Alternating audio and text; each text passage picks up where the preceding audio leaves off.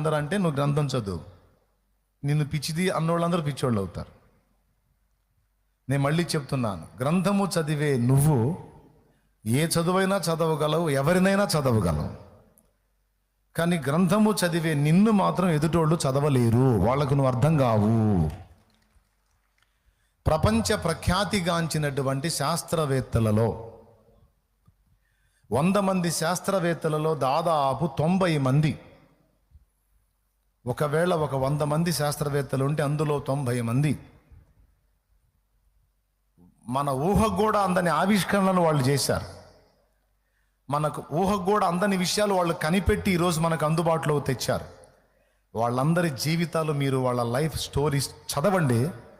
వాళ్ళందరూ కూడా Sunday school పిల్లలన్నా అయి ఉంటారు, దేవుణ్ణి తెలుసుకొని పరిశుద్ధ గ్రంథంతో పరిచయం ఉన్న వ్యక్తులన్నా అయి ఉంటారు.